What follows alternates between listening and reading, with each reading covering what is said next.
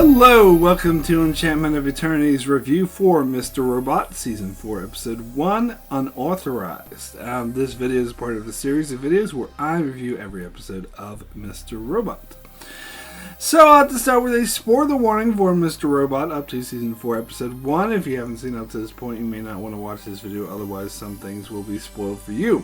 So I am back here after what's been several years. Back talking about Mr. Robot, really excited for Season 4 and to see what's going to come. Now, if you're new to my channel, or perhaps you've seen some of my older videos in the past, you may be wondering, like, why am I just sitting here talking and you're looking at my face? Whereas in the past, I would use, like, pictures from the show and something so you don't have to just sit here looking at this, which, believe me, I sympathize with you. But don't blame me, blame NBC Universal, which had taken down every one of my videos of Mr. Robot that I had in the past, at least in the US and Canada. So if you live outside this country, you'd be like, what are you talking about, Mark? I can still watch those videos. But those who don't, they've all been copy-wronged or copyrighted by NBC Universal, which really should fall under fair use, but you know, I'm just a small YouTube channel, nothing I can do about it. So, going forward in Season 4, I will not be using any images from the show whatsoever, so they won't ban my videos. So, don't blame me that you have to look at this ugly mug. Blame NBC Universal. Anyway, let's talk about this big premiere of Season 4 Mr. Robot. And this did surprise me because I did a video with my brother just the other day, like 2 days ago, about what we'd expect to see in Season 4. And I was saying that I expected the first episode to be like, if you know, a setup episode like most premieres of Mr. Robot are. Like Season 2 was particularly guilty of this, where not much really happened and it's just setting things up to come. And it was kind of you could call it a setup episode, but a lot of things happened. And actually, and I said in particular with Season 3, it ended at a place that was almost like, it would be a bad place to end the whole show, really, but it almost had a definitive ending to it. Like, it was a nice little, at least, stop, and then the next chapter will have to start up again. But this episode surprised me because it did a time jump by 2 months, and it started, like, right in the middle of this new story. It didn't really take time to set it up. So I do get the impression that we may get flashbacks later in the season that fill in the 2 month gap. Because we get the first scene with Angela, which takes up immediately after the scene with her in the Season 3 finale. And then after the aftermath of it, and then we jump 2 months into the future. So I have a feeling we might, we might get the fill-in of what. And that's an interesting way of doing. I actually think that's a great way of doing the storytelling. I think Mr. Robot has learned from their past mistakes, particularly Season 2, which turned off a lot of people because it got a while to get going. So I think they learned that instead of taking time to preamble, you need to grab people right away. And Season 3 did grab people right away because Season 2 ended in a place where it was like right in the middle of the story, so they could just jump right into it. Where I was worried about Season 4 because Season 3 ended in a place, as I said, that was more definitive, so they would have to kind of start the story up again in Season 4. So I think this is a great workaround that we just jump straight into the action, just jumps 2 months into the future, and then we'll fill in any missing gaps later. Maybe they even won't, but we'll see. Maybe it's not really necessary, but we'll see. Anyway, gotta talk about that opening scene with Angela, because I gotta be perfectly honest with you. I didn't like it. To me, this did not seem to fit with the tone that was established in that scene with Price and Angela at the end in the Season 3 finale, which I had just watched, by the way. And so I get the very, very, very, very strong impression that they needed to write the character off the show fast, and so they just did it as quickly and haphazardly as possible. I know nothing about behind the scenes things. I don't know if it was the actress, if she didn't want to do the show anymore, or contract ran out, or maybe she got another job. I don't know what the deal is. But I would guess that to be the case. Like, there's other shows where they kill off characters, like, very fast. And I guess, oh, I bet you that actor didn't want to do the show anymore, like Mr. Echo on Lost, or Jadzia Dax on Deep Space Nine. And I'm always right. Sure enough, that is the case. Or Tashiara Next Generation. That the actor didn't want to do the show anymore, so they just found a way to get rid of them as fast as possible. Now, some might actually compare this to Joanna Wellick in season 3. But I would disagree because, I mean, it's kind of similar. Although Joanna Wellick did appear, like, throughout an entire storyline and episode before they killed her off. They didn't just kill off immediately like they did with Angela. But with her, I think it's less of the fact that the actress wanted to leave and more of the fact that more of a creative decision of the character, because Joanna Wellick, her storyline was mostly an aside.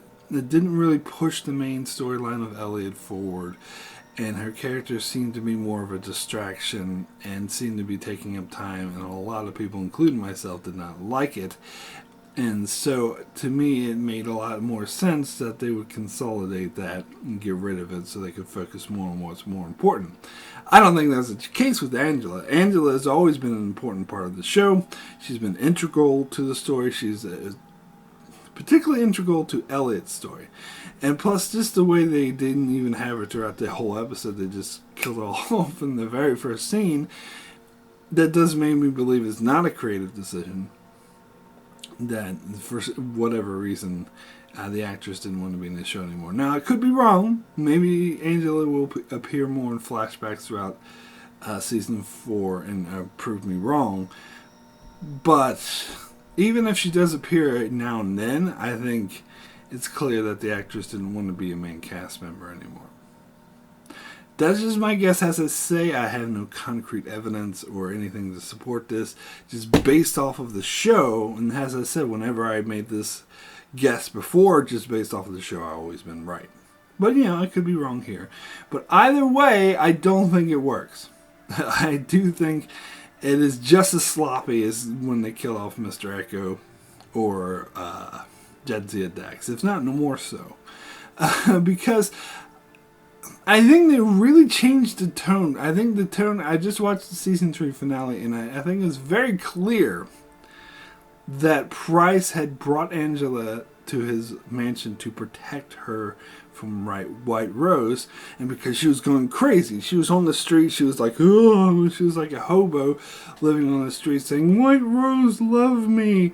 And he loves her because she's her daughter, or his daughter, sorry. She's his daughter, and she didn't want to see her as a hobo on the streets going absolutely mad, so he took her to a mansion and wanted to break it to her that, look, what White Rose told you is bullshit, and that way she can get on the road to recovery and realizing and not be so obsessed over what White Rose is doing. That made a lot of sense to me, and that she was upset by the revelation that she was played by White Rose and she wanted revenge, and she suggested, oh, maybe there's a plan. I have a plan we could do to get revenge on her. And that sets up a really interesting storyline for season 4 where she's trying to take down White Rose, which would go hand in hand with Elliot, who's also trying to take down White Rose. So this all makes perfect sense to me. What they did here doesn't make sense to me. Is that because what they were saying is that White Rose was monitoring Price the whole time. So Price took in Angela on White Rose's orders. And when Angela wasn't able to turn and threatened to attack White Rose, then White Rose had her killed.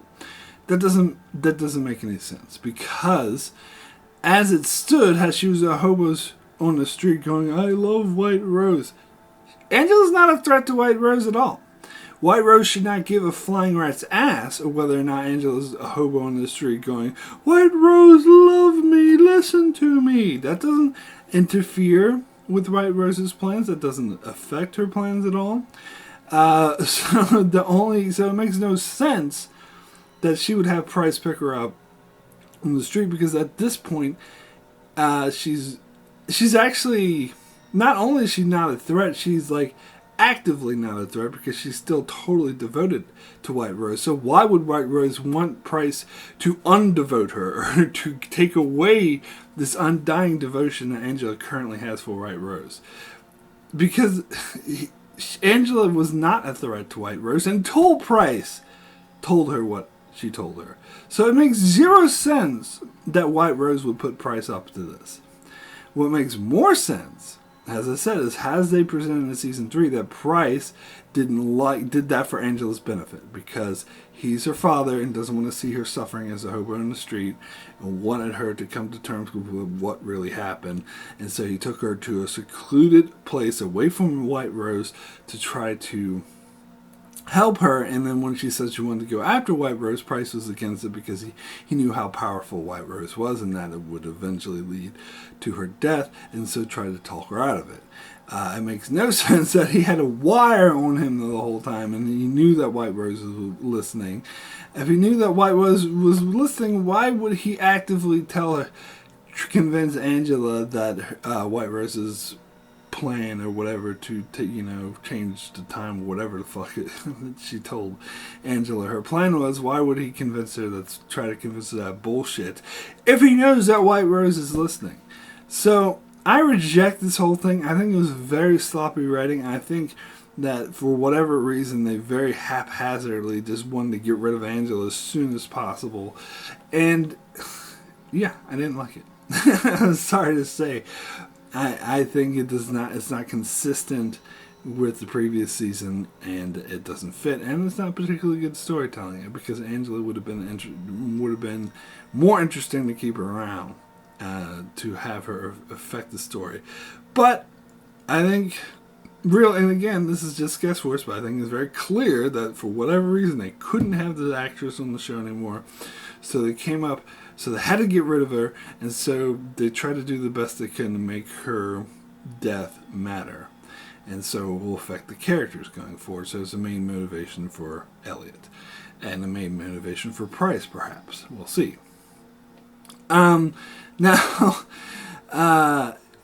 but I think it's obvious that they couldn't, because if they could keep the actress as long as they want, then I think they should have prolonged her death the way they did with Joanna Wellick, where they kept her throughout the show and made the death make a bit more sense. Because as it is, as I said, it doesn't make sense. It doesn't match up to kill her right there at that scene. It would have made more sense if Angela was like, I'm going to go after White Rose, and Price was like, no, you shouldn't do that.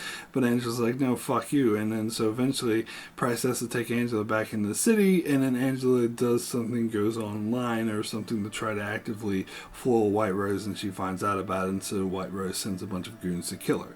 That makes a shit ton more sense, because it makes it clear that Price wasn't in on it with White Rose, that Price, by bringing her to the mansion, was there to try to save her from being a hobo, which makes way more sense, because Angela was not a threat to White Rose at this stage.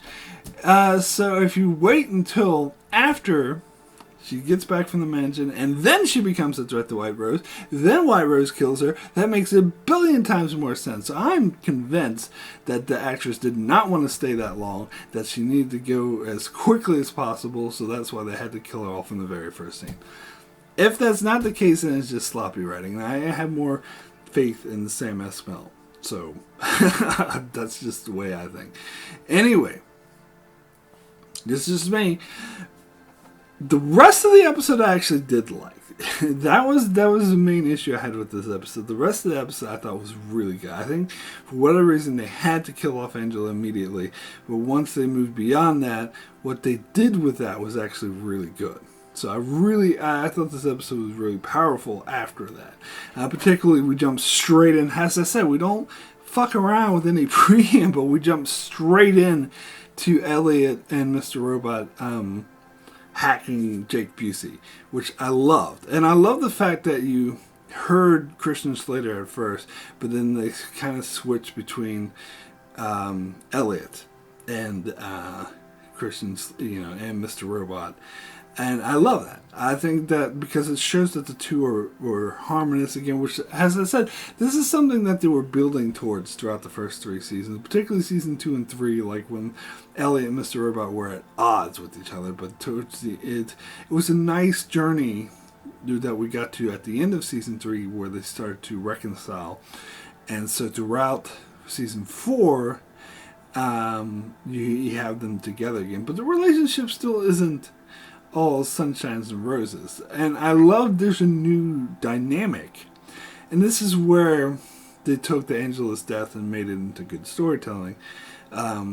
Is that Elliot is sort of locked down and is like, I like the spin that he's not talking to the audience anymore like he did throughout 3 seasons, and now Mr. Robot is. That's a cool little twist to it. But that he's completely shut down.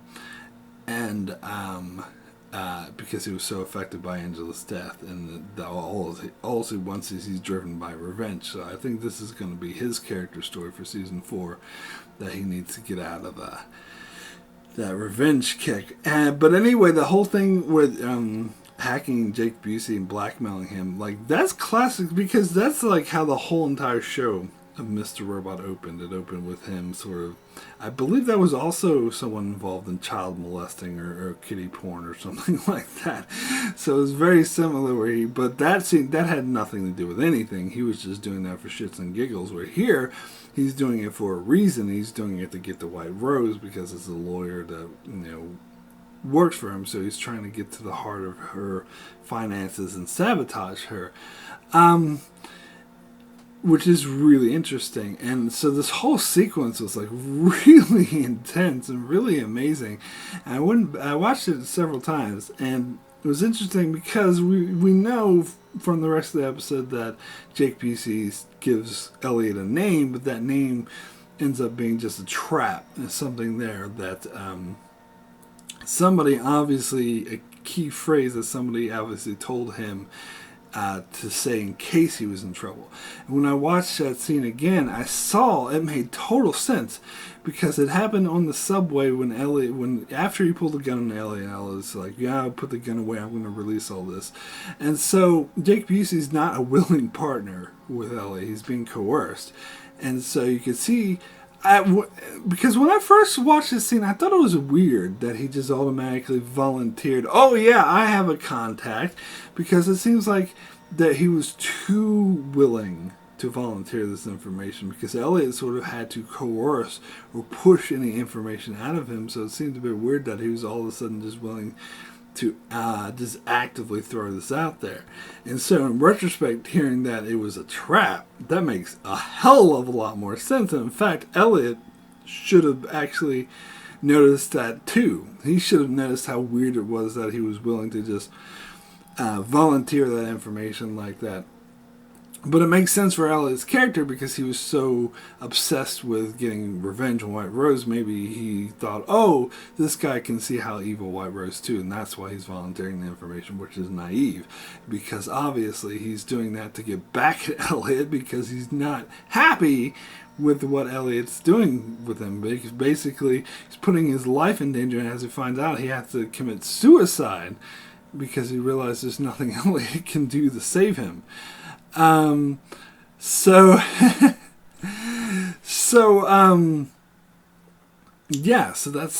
I love that. I think that works out really well, and I think it was a really good sequence for the rest of the episode, how Mr. Robot was trying to talk sense into Elliot. This is an interesting new dynamic too, that Mr. Robot is now the reasonable one, and Elliot is the one who is like gung ho and intent on chaos, and mainly because of how Angela's death affected him, and how Mr. Robot was trying to talk sense into him.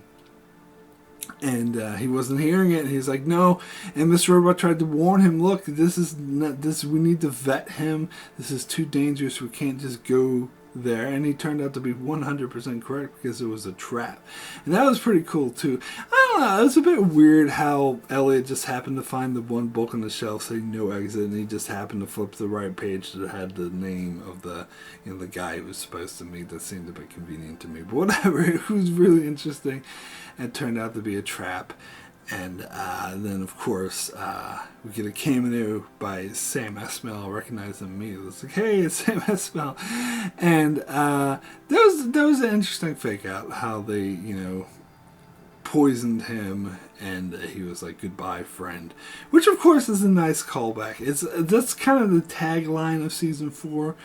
Goodbye, friend, because the first episode was called Hello, Friend, and I believe that was the first line ever spoken in the show. So a lot of shows try to do the nice, like, full circle callbacks for season 1. Some shows not very successful at it. Lost. Excuse me. And some shows just don't try to reconnect with the beginning at all, like Forager. But some shows pull it off, like The Next Generation. So hopefully this show will pull it off as well. And it does seem like it's a nice, like, sort of full circle callback to... There's a nice sort of symmetry to that. Saying goodbye, friend. And having Sam Esmail be the one to say that, of course. I didn't really care for the fake out, though.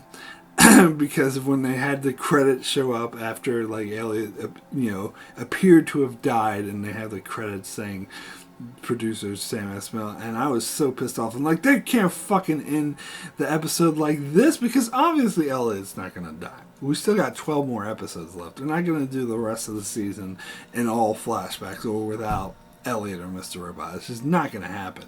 So it's a fake out. So I was just like so pissed off. And then after the credits, we actually go back and they show the people putting making Elliot come back to life and reviving him. I thought that was pretty cheap. I was just like, you trying to fake me out like that. Because, as I said, like, I didn't actually think Elliot was going to die. I just thought they were going to pull an Infinity War on us and make us wait to find out how these people actually didn't die.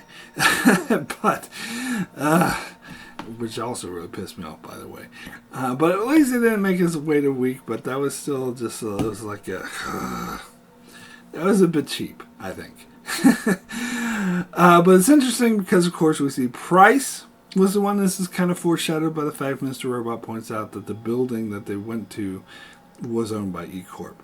So it wasn't White Rose who set up the safe word with Jake Busey, it was Price. Or maybe Price and White Rose are working together. But I don't know. I get the impression that somehow it was Price who told Jake Busey the safe word. Because maybe he knew Elliot was going to get to him.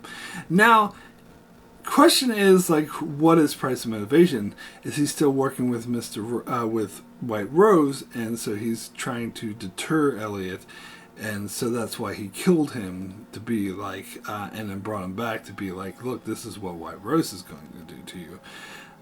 I don't know.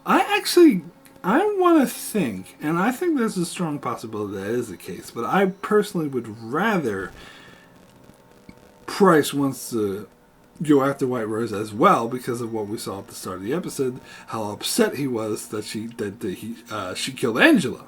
And so it's been 2 months to stew on this, and I think that he wants revenge on White Rose as well because of Angela, just as Elliot, but he is going to be a bit more sly and smarter about it. So that's why I think he killed Elliot, is because to be like, you're being dumb about it.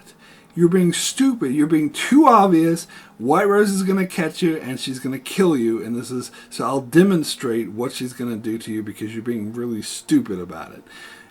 But we should get together and team up and be smart about it. Not be so fucking obvious and be a bit more under the weather. That's what I think. I think that Price is going to want to join up with Elliot to go after White Rose, but he did that to him to prove that Elliot's going about it the wrong way and he's being stupid about it. That's what I would hope to see. I think that would be awesome. But because if it was just Price just being like doing it for White Rose, like, I don't know, that wouldn't be very interesting to me. That's just what I'm thinking. But the other interesting thing about this whole storyline is that we have a ticking clock. Because White Rose, even at the start of the episode, says we're going to kill Elliot once the plant is moved to the Congo. Which, actually, at first I was questioning the logic, but actually it does make sense because Elliot probably would have fail-safes that if he was killed, that the plant would never get there and everything would be undone. And I think White Rose is aware of this. And he even calls this out when he thinks he's being killed by White Rose. So it makes sense to wait till the plant's there, and once it's there, there's nothing. Elliot can't undo it because it's already there. So then they can kill him. So that actually does make sense to me. But it makes it interesting, ticking clock for the season. And from what I heard, apparently the whole season's going to take place over 5 days. Or over Christmas time, which is really interesting. So it brings this ticking clock where Elliot has to do something about White Rose before the time expires. Otherwise, he's going to die, and he knows this. And I think that's why it wouldn't make much sense for me for Price to be working with White Rose and saying, and killing Elliot to say this is what she's going to do to you, because he knows it's what she's going to kill him anyway. He knows it's going to happen after the 5 days, so really he has nothing to lose.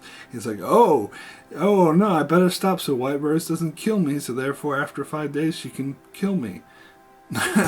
So I think it's more of a Price wanting Elliot to stop being so obvious about his attacks with White Rose and wanting to be smarter about it. That's just what I think. Anyway, let's move over. I want to talk a bit about Darlene. I don't know about this because it's funny. And she's almost mirroring Angela's character story in season 3 because Angela went a bit kooky after the attacks at the building exploded, and now Darlene's going a bit kooky after Angela died and being like, she's alive. Now, I think it would be funny, it would be weird if there actually was something to it, if she actually has been seeing Angela somehow, even though, maybe White Rose faked those pictures that she sent to Elliot. Maybe the bullets that the Dark Army used were just, tranquilizers or something, or didn't actually kill her, and they faked. Although, that is a long shot. That is a very, very long shot. In retrospect, it might make a whole lot more sense, but no, I still think that opening scene doesn't make sense however you slice it. But I doubt that's the case.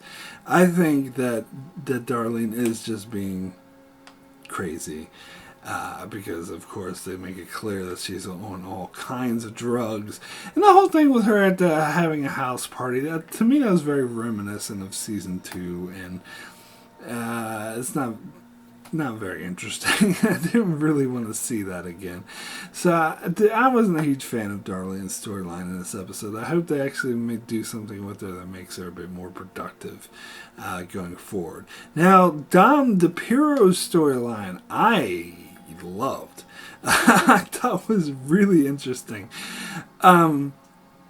Because that wasn't cool, because the first thing we get with her, it shows that she's extremely paranoid. She's on edge because of what happened with her in the Dark Army, and that she hasn't been adjusting well to the situation. In fact, she moved in with her mom, which I think makes sense because her mom was the one who was threatened, her whole family. You notice in the previous on, in season 3, Irving threatened her entire family, her nephews or brother, whatever. But in the previous one, they only showed the part where Irving threatened her mother.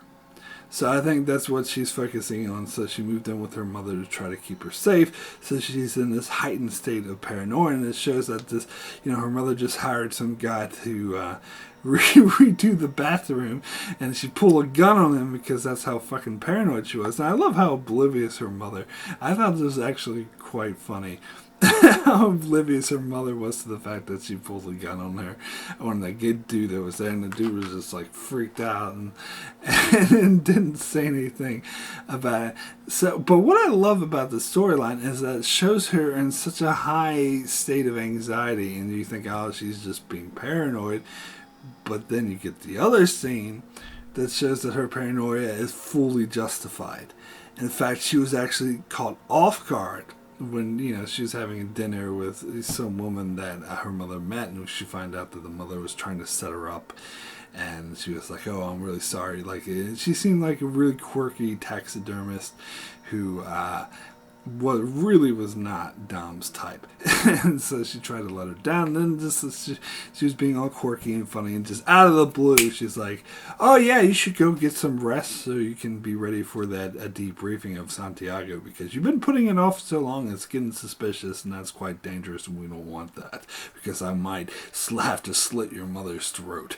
And I was like, whoa, that scene was so fucking creeping out of nowhere. And I love how, like, Dom just goes up and threatens her, and she's like, "If you kill my mother, I'm going to strangle you to death." And she just laughs in her face. Like, "You can strangle me till the cows come home. There'll just be someone else here to replace me. It's not going to do any good." I'm like, that is fucking crazy. And I saw her, it actually showed her in the preview for the next episode, or the coming episode, so this isn't the last we've seen of her. People are already referring to her as crazy taxidermy lady. Like, that was nuts. So I actually love the storyline. That Dom was the one who at first they make you think, "Oh, she's crazy, she's being paranoid," but then they showed that her paranoia is 100% justified. So this is even gonna make her more on edge. But I suppose, like, she's gonna have to go to that debriefing because they just threatened her mother. So, God, this is gonna be interesting to see how this plays out. Now, I must talk about when I did my preview video with my brother on his channel. We talked about season 4. I talked about how I saw in the trailer that there was a picture of Dom and her family, and the blood splattered on it, so it made me think that Dom was going to kill herself this season, like, right away. But actually, in retrospect, because I said I wasn't sure, and actually I was wrong. That wasn't the case. There wasn't a scene like that where blood splattered on the picture. What I was thinking of was when Dom picked up a gun behind the picture frame, which is actually what we do see in this episode. So that's because that's what happened when she pulled a gun on the plumber guy, or the guy who came to renovate the bathroom. She picked up the gun from behind the photo album. So when I saw that in the trailer, I mistakenly thought that she was going to pick up that gun to kill herself, because she was going to look at her family, because she's doing it to save her family. So I'm now safely assured that that's not going to happen, that was actually a fake out in the trailer. I think maybe the trailer wanted you to think that, for idiots like me to overanalyze stuff like this, but in fact it was just her pulling a gun on the plumber, because it was in fact Angela who was killed off in the first episode, not Dom. So I have no doubt that she will be around for the rest of the season, which is good. Not much else to talk about. There's Tywell Relic. I mean, it's just kind of interesting how everyone's calling him a hero when he was responsible for the terrorist attacks. The irony, I don't know if that's lost, or he doesn't really care, because he's actually an unthinking sociopath as well, and they're calling him a hero. And the media, that's really interesting, though, that how unreliable the media can be, that these two nice, innocent people, Mobley and Trenton, who are actually well-intentioned, good people, they're being lauded as terrorists who kill hundreds of people. But the sociopath who actually does kill people and was responsible for killing these people is being lauded as a hero. That's the kind of irony I come to expect from Mr. Robot, which is why I love this show. So it'll be interesting to see. And it's obvious that Wellick is unhappy in his position, because they made it clear it's just a token position with no actual power. I would say he has to do all these meetings and conferences, but he has no real power, and so he's not having a very happy life. Plus, of course, his wife is dead, so that would add to his misery. So it's interesting, but not much happened with him in this episode. But it's interesting to see where they might take it in the future. And then there's White Rose, when we had that scene of her talking about how she's going to kill Elliot. To me, again, that was kind of a bit too heavy-handed, though. I mean, they had to establish that there was this ticking clock, but it seems like, oh, enjoy your last Christmas, my dear Elliot. That seemed like, it seemed a bit more like Dr. Evil monologuing. It seemed a bit more like the evil villain monologuing, but oh well. What I didn't like, though, is the fact how she had another assistant, this time a woman, who's pretty much being exactly like Grant. It's just another Grant. Oh, you should kill Elliot, and blah, blah, blah. I'm like, really? They killed off Grant just to replace him with another person who's doing the exact same thing? I don't know. That was a bit silly to me. But anyway. So my rating out of 10 for Unauthorized, I think I'm going to give this an 8. Extremely good. Close to giving it a 9, but I was too irritated by the Angela death scene. And in fact, that definitely prevented it from giving it a 10. Because I think that was poorly handled. I think there was definitely them just trying to, for whatever reason, they can't use the actress anymore, so they try to get rid of her as quick as possible. I don't think it's matches. I think it's inconsistent. I think there's better ways they could have written her off the show. But the rest of the episode was great. I mean, the Darlene stuff was a bit annoying too, but the stuff with Elliot, like threatening, like this is pure Mr. Robot. This is like going back to its roots and actually enhancing it because now he has a purpose. And this whole like quest he has to get revenge on White Rose is a very intriguing one. So I'm all on board with that, and I like how he was tricked by Price. Like that was cool. And of course the stuff they did with Dom, like that was creepy as hell. So overall excited for season 4. I think this was a great start. Hopefully it will only go up from here.